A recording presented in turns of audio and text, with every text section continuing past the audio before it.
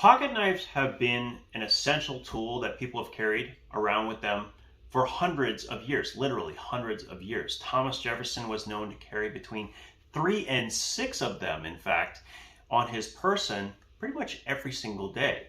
But ever since Victorinox came out with the Swiss Army knife, they have been like just basically the quintessential EDC pocket carry, and for good reason. They have remained inexpensive, accessible.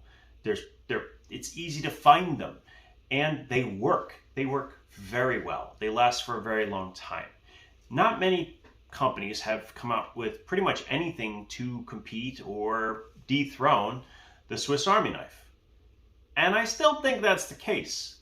But I think we're getting closer and closer to finding alternatives that might actually appeal to someone. And today I'm going to talk about one of those, and that is the brand new Nextool pocket knife. Now, as we're going to explain, this looks familiar to a number of things we've also reviewed in the channel, but at both the price point and what appears to be the tool set, I think it's one we have to really look at because it compares very favorably to what I consider to be the #1 Victorinox pocket knife that you can carry every single day.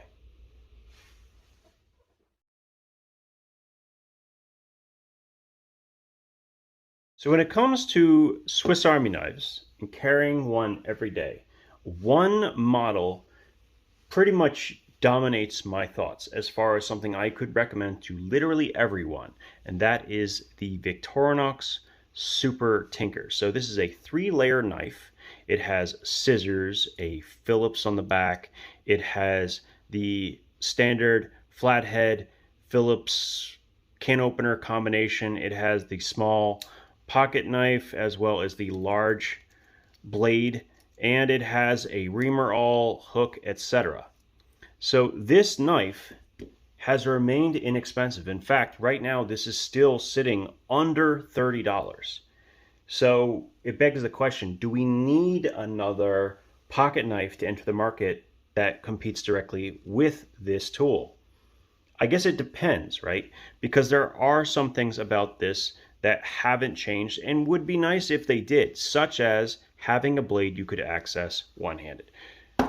Enter the Nextool. So there's a number of other tools out there that do this. We've talked about the armbar, we've talked about the Leatherman T4 and T2, but what makes this special is this also competes on price. So this coming in under $20, I think I paid $17 for it, is something interesting to me. Also, it has something that the Victorinox does not have. Well, two things it does not have. #1, it has a one-handed blade, and as you can see, a substantially larger one. It also has something that we're starting to see a little bit more often, and that is a pocket clip. Now you can get pocket clips that attach to a Victorinox, and I think those are great. So that part may be a little bit moot, but when you combine the price, yeah, it kind of changes the comparison even more and pushes it more in the favor of the Challenger here. So the reason I was attracted to checking this tool out is I really think they had the right combination of tools. Now, this looks very similar to a bunch of different budget tools that I've reviewed, ones that have pliers, and it's because it actually looks like it was made in the same framework as those tools. But what they've done is they've installed a spring retention on not one but both of the sides of the tools. So there's one here right on the inside of the frame, and there's one here for these tools. So they are non-locking on the inside, but it does allow them to have tools on both ends, and actually a pretty impressive tool set. So let's go ahead and walk through the tool set here and compare it directly to the Super Tinker. All right, so here they are splayed out. So first let's run through the Super Tinker.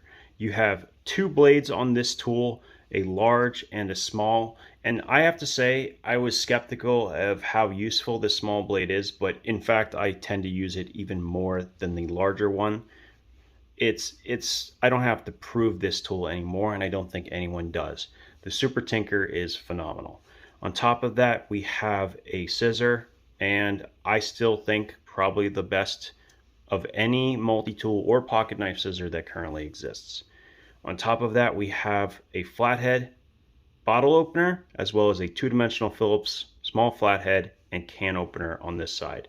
There's also a small wire stripper to, put into here, but it's not a cutting style wire stripper. It actually has just like basically a small notch. All right. On the back, we have a parcel hook. It's used for a couple of different things, but that's the general purpose of it. A three-dimensional Phillips and a reamer all combination. So that is the tool set for the Super Tinker. Now the next tool is a little bit different, but very, very similar. We have, of course, a one-handed blade that locks from the outside. So this does not have a second blade, but we have one blade. We have a very large scissor, and I'm going to focus quite heavily on this scissor in this comparison, but we'll get back to it in a minute. And then on the inside, we have a three-dimensional Phillips, a square one, and what looks like it's actually a number 1, not a number 2 Phillips. So there is a bit of a difference from the dimension and the way in which it works. But yeah, so it's a little bit different. It's going to struggle to work with the larger Phillips head screws, but it should work pretty well with the small ones. Just something of mention. This also has a file, both a cross cut and straight cut, but I have to say neither one of these is particularly aggressive, and yeah, they could have just skipped this tool entirely, if I'm being honest. On this side, we have a flathead and bottle opener, as well as a V-shaped wire stripping notch. I actually do like that. That's nice. And we have a can opener, which also can be used as a bottle opener as well. So a little bit of redundancy here. Maybe better to have kept all of the strength in this tool by not creating a bottle opener. Just a thought. And then the last tool is a reamer awl. So it has that as well, all of which is in line with a slip joint setup. Now, the tension on this, it's about comparable, in fact, to the tension that I find on the tools for the Victorinox. So that is interesting. So they didn't do a bad job here. There is, I can definitely feel the tension. It's not as high as I'd like, but it's okay. Now, all of these tools actually work in line. So if I pull the Phillips out, right, I'm working with it in my hands like so, versus a T-handled setup of the Phillips on the Victorinox. So I think there are some advantages here. There's another thing I wanted to test. Let me go see if I can go find it. Yeah, I want to see something. Here's my package, my Yellow Birch Outfitters pack with all my Leatherman stuff in it. Great zipper pouch, by the way.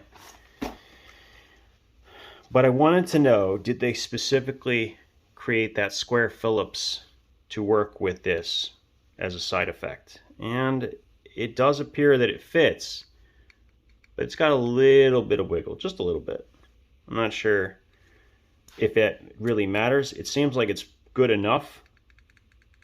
I would have liked it to be a little bit different in dimension, but I think that's an easy thing to mod on this. I'm not exactly sure which dimension needs to be shrunk, but yeah, a little bit deeper in and that would sit perfectly. But even without it, it will work with the Leatherman bit kit.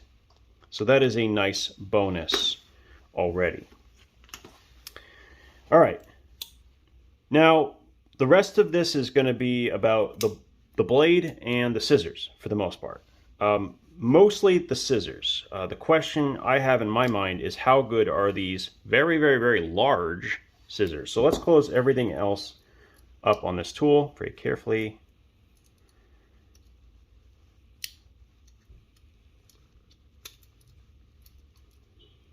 Now this is a used Super Tinker that I bought off eBay, and that's something I want to bring up before we go into the scissors.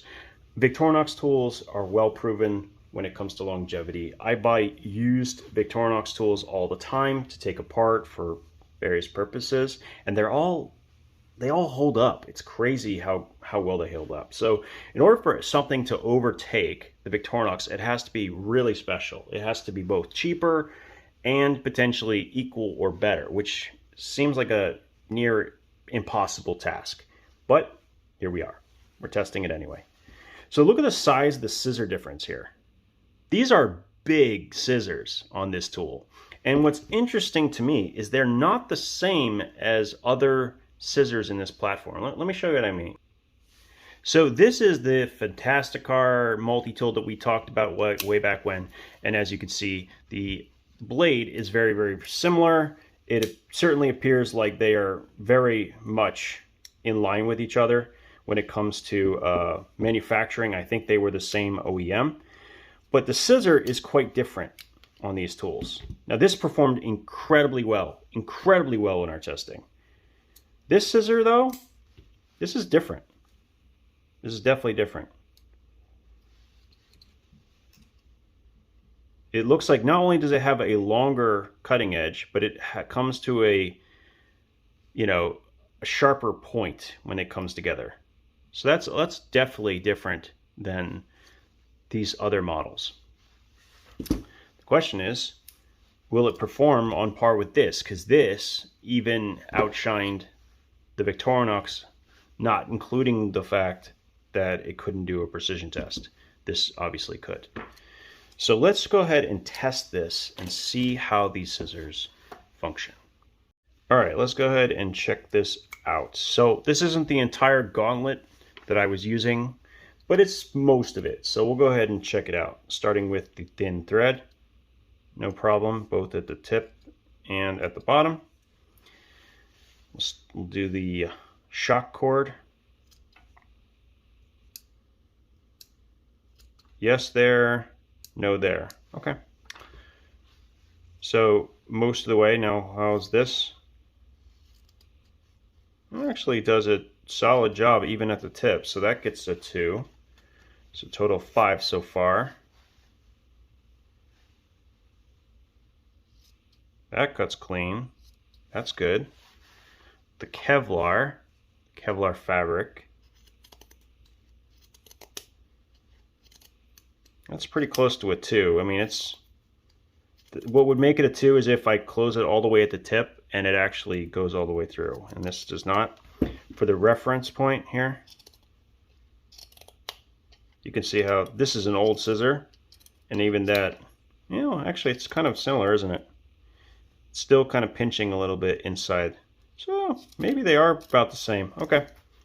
Now let's move on to the hardest materials. So seat belt.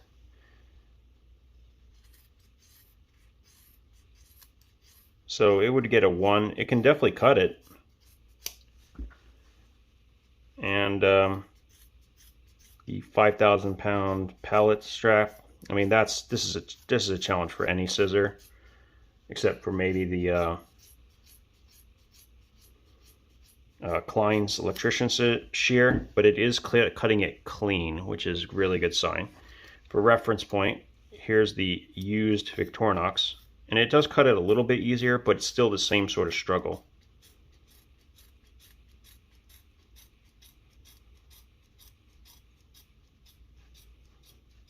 I can't imagine this is good for the scissors to do something this tough, but it's just a test, right? It's to kind of see where it's going to deform. And from what I can tell, these are actually pretty good, these scissors. I doubt it will do a precision test, but let's give it a shot. So in other words, it has to cut one of these little strands at the tip. No, I didn't think so. I didn't think so. But this definitely will. Yeah. No problem, see? Anyway. Either way, even without that, that's very impressive. That's very impressive for the price point. So this comes in at like $18, and it's substantially bigger. I will definitely say that. But still, so far so good on this. I like the deployment, at least of the Phillips, and they don't look to be the same. If you look at the Fantasticar and all of those models, they use a much worse Phillips. You can see here, it's kind of like a cast, rounded corners. This is much better, much better than those other models. I like this far better. Definitely something that I think is decent. And the same thing is sort of true with this, about being able to be used with the Leatherman bit adapter, but less so. There seems to be even less wiggle with this one. Just maybe, I think it's just maybe a little bit too thick in this direction here, just a little bit. Yeah, is this good? Well, yeah, for the price, I definitely think so. Let's go ahead and do one more thing, and then we'll do our conclusion. Just want to check the weight of this tool. Coming in at 131 grams, or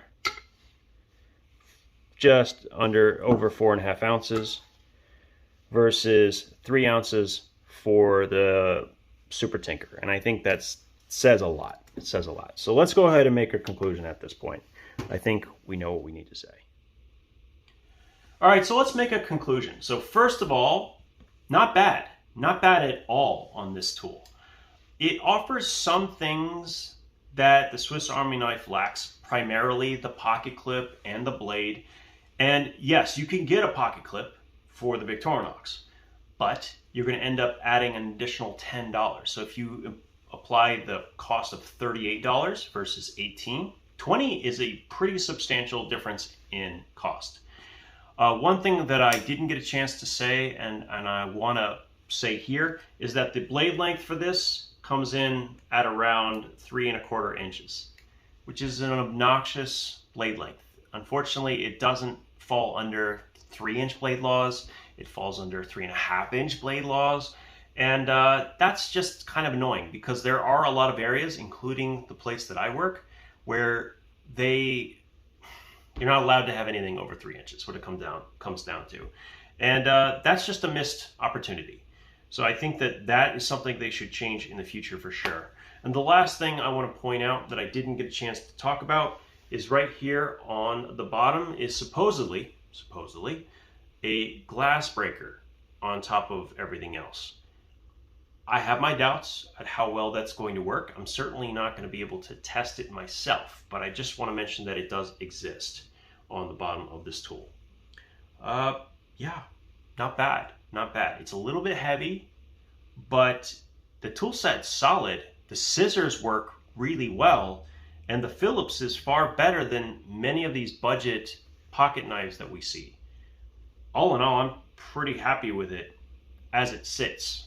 I don't think it's going to come close to matching, though, the Super Tinker. Now, remember, at the end of this, we weighed them, and there's a big difference between 4.5 ounces and 3 ounces. Big difference. So is the one-handed capability worth the 1.5 ounces? Are the larger scissors worth 1.5 ounces? There's a lot of questions that you have to answer for yourself. I just wanted to kind of showcase it and see if this was any good at all. And yeah, it's pretty darn good. Anyway, thanks for watching. I appreciate your time, and we'll talk again soon.